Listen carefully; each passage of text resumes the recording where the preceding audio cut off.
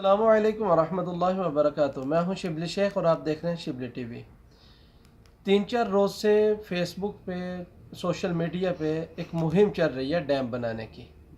تو ایک پاکستانی ناگرک ہونے کے ناطے، پاکستانی شہری ہونے کے ناطے میری ذمہ داری بنتی ہے کہ میں بھی پاکستان کی اس مہم میں، پاکستان وطن دوست مہم میں حصہ لوں۔ تو اس لیے لوگ یہ بول رہے ہیں بہت شدت سے کہ کالا باغ ڈیم بننا چاہیے، لیکن عوام کو یہ نہیں پتہ اس کے فوائد کیا ہیں۔ تو میں نے کوشش کی ہے کہ انشاءاللہ آج آپ کو اس کے چند چیدہ فوائد اس کے بتائے جائیں، چند اہم فوائد اس کے بتائے جائیں۔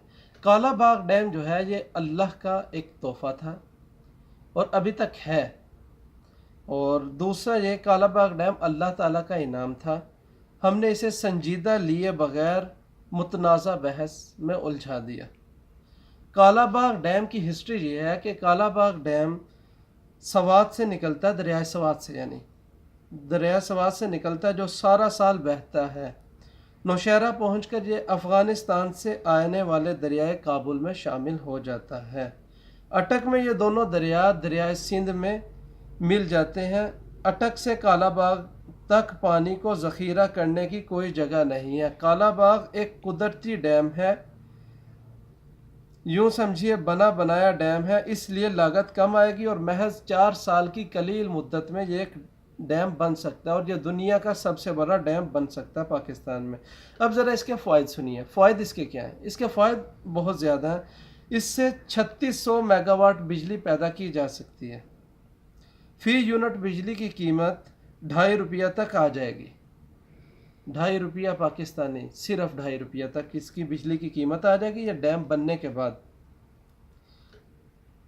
اس ڈیم کے بھر جانے کی صورت میں 7 لاکھ ایکڑ اراضی KPK میں، پختونخوا میں، جس کو صوبہ سرحد بھی پہلے کہتے تھے، اس میں 7 لاکھ ایکڑ اراضی قابل کاشت ہو جائے گی، اور دوسرا سندھ میں 10 لاکھ ایکڑ اراضی قابل کاشت ہو جائے گی اس ڈیم کے بننے سے۔ پھر تیسرے نمبر پہ بات یہ ہے کہ یہ ڈیم، لوگ بولتے ہیں کہ اس ڈیم کا نقصان یہ ہے کہ اس سے نوشہرہ شہر ڈوب جائے گا۔ یہ ڈیم اگر جو بھر بھی جاتا ہے فل، پہلے تو نوشہرہ اس سے 160 کلومیٹر پہ ہے۔ دوسرا، نوشہرہ شہر اس سے پورے ڈیم بھرنے کے بعد اس کی سطح سے 50 فٹ اونچا واقع ہے نوشہرہ، یعنی یہ ڈیم بھرنے کے بعد خدا نخواستہ اگر جو ٹوٹ جاتا ہے تو پھر بھی نوشہرہ کو کوئی نقصان نہیں ہوتا اس سے۔ نہ ہی اس سے نوشہرہ کو کوئی نقصان ہے، نہ ہی اس سے کوئی سندھ کو نقصان ہے، نہ ہی اس سے کوئی پنجاب کو نقصان ہے۔ ہاں اگر ہے تو فائدہ ہے، پورے ملک کو فائدہ ہے۔ یہ ڈیم صوبہ سرحد سے شروع ہوگا، سندھ، پنجاب اور بلوچستان کے مشرقی علاقوں سے ہوگا، یعنی ان سب علاقوں کو یہ زرخیز کر سکتا ہے۔ اس کے علاوہ ادروائز ہم جو ہے پانی کے بحران کا، پانی کی شدید قلت کا ہمیں سامنا کر سکتے ہیں، ہم کرنا پڑ سکتا ہے۔ اللہ بچائے ہمیں اس سے، پانی کے شدت کے سامنے سے، کیونکہ عالمی رپورٹ کے مطابق 2025 یعنی 2025 تک پاکستان میں پانی کی ایک بوند بھی نہیں رہے گی۔ اب تک کے اعداد و شمار کے مطابق پاکستان میں پانی جو ہے صرف 5 سال کا باقی رہ گیا۔ بھارت نے جب سے کرشنا گنگا رام ڈیم کا ادگھاٹن کیا ہے، یعنی افتتاح کیا ہے، جب سے پاکستان کو پانی کا اس نے ٹوٹل بند کر دیا۔ پاکستان کا پانی یعنی جو 100% آتا تھا اس میں سے 65% پہ قبضہ کر لیا، روک لیا پانی، جس کی وجہ سے پاکستان کی زمین بنجر ہو سکتی ہے۔ پاکستان میں شدید قحط کا، خشک سالی کا، اللہ بچائے جیسے افریقہ میں ہے ایسے حالات پیدا ہو سکتے ہیں۔ ابھی پاکستان دنیا میں 3رے نمبر پہ آ گیا خشک سالی میں، یعنی پانی کی کمی میں۔